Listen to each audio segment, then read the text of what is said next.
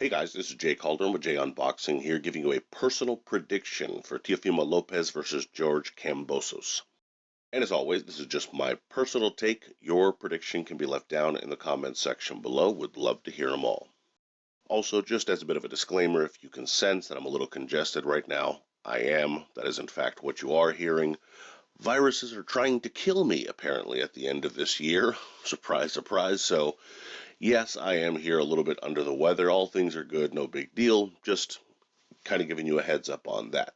A little bit of fight info here. We have Teofimo Lopez, who is the champion at lightweight, taking on mandatory George Kambosos. This will be taking place at the theater in New York's Madison Square Garden, airing on DAZN, of course, like I mentioned, in the lightweight division, for the Ring Magazine, IBF, WBA, and WBO lightweight titles, again, possessed by Lopez.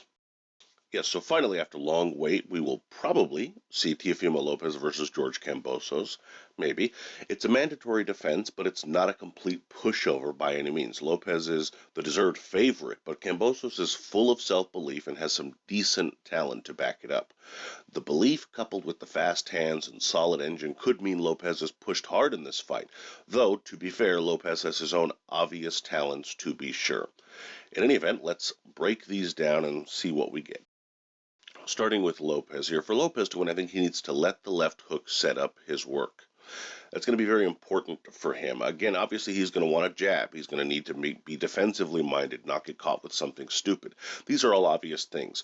But what I think he does very well that is sometimes underappreciated is he sets up a lot of his work with that left hand. It sets up his strong right hand, obviously, but the left hand itself can hurt opponents. And if he starts his attack sometimes with it, kind of offsetting your expectation of it being a jab, he can have a lot of success. And then, of course, as mentioned, lead into that right hand work down the stretch that will definitely pay dividends as the fight progresses.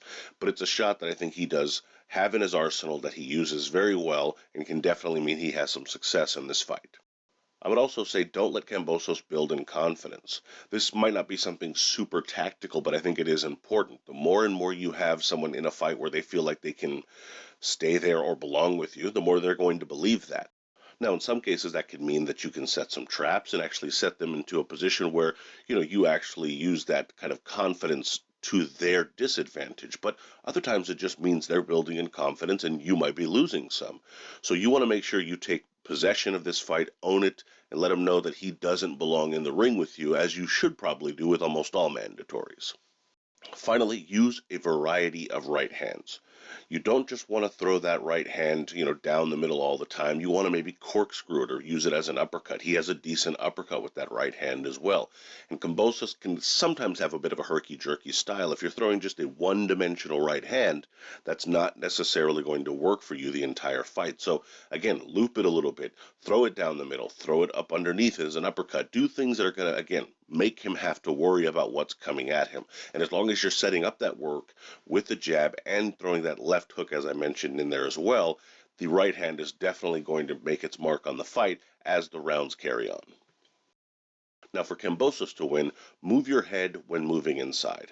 I think that's a very underrated part of an attacker's game, especially when they're trying to step forward. If they're just jabbing, that's wonderful, and if they're using some movement or some quick speed and hand and foot movement rather, that's great.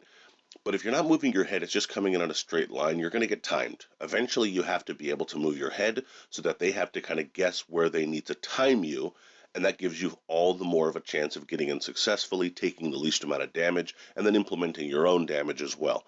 If Kambosos comes in on a straight line without that head movement, he will eventually get caught with that left hand or even the right hand down the middle, and that's just going to be obvious trouble for him. Instead, move your head, use a little bit of angles, even if it's just upper body stuff. It doesn't have to be, Lomachenko level body movement, but just stuff that's going to at least allow for you to get inside without having to take so much damage in the process. Also, look to land the right hand underneath. That's, again, a shot that I was kind of mentioning there for Teofimo Lopez, but it can work for Kambosos as well. You don't necessarily want to trade those shots with him, but if he's giving you the real estate to operate that way, then of course throw that right uppercut as you come in. It's again a shot he might not see coming. If you're using your head movement and making him hold his shots there for defense as you're stepping forward, that right hand can definitely land. Even throw it to the body, just hit a target. Try to make the perhaps, younger, fresher man a little bit more raggedy on the inside, and you can do that by attacking him and hitting him anywhere you can land.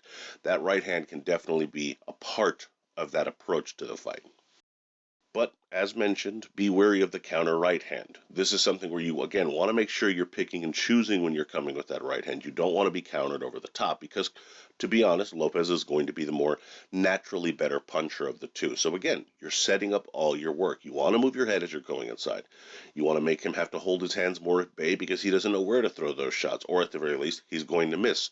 As you go and land that right hand on the inside, you're going to hit him to the body, you're going to hit him with the uppercut, you're going to do things that are going to make him hold his right hand at bay. But don't get into a trading war, because if that ends up happening, you will most likely come out on the short end of that stick. Now, in terms of my pick, Kambosos may be more of a live dog than some give him credit for. He's got fast hands and he's full of confidence. However, he does have his flaws. Everyone does, of course, but he gets hit a bit too often and looks to exchange just a bit too much. And against someone like Lopez, who has the power and skill to make you pay, that's likely his undoing.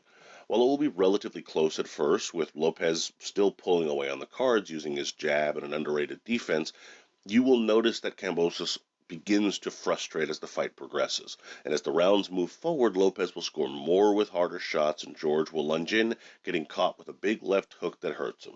Soon thereafter, the follow-up barrage forces a stoppage of some sort. Lopez via mid-fight stoppage. Now, the betting odds for this fight have Lopez as a sizable favorite, of course, at a minus 1,011 or 1,100 if you wanted to be non-weird about it. And you have Kambosos as a pretty heavy underdog at a plus 590. So, I mean, the lines are pretty much drawn here as to whom Vegas believes is going to win this fight.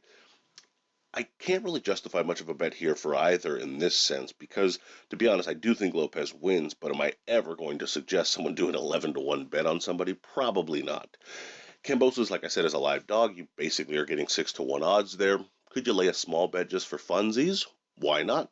Possibly a very small bet. I wouldn't see that as being the worst thing in the world. Though, to be honest, do I see him winning a decision in New York against Lopez either? Probably not. It's a difficult bet to really justify, but again, for fun, why not? Outside of that, there's not a lot of value in either of these two bets.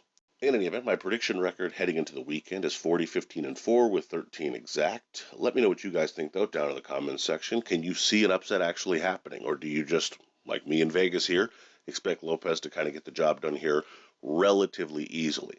Let me know what you guys think down in the comments. Love to hear your thoughts, predictions, bets, so on and so forth. Also, wrote a piece on Teofimo Lopez. Link down in the description box. We'd love to hear your guys' thoughts on that. Wonderful if you guys gave that a read. Please be sure to like, comment, share, subscribe, and follow at jcalderon_job. You can email me at junboxing@gmail.com. I'd love to hear from you there. Be sure to check out junboxing.com for schedule, results, betting odds, rankings, and more. And as always, until next time.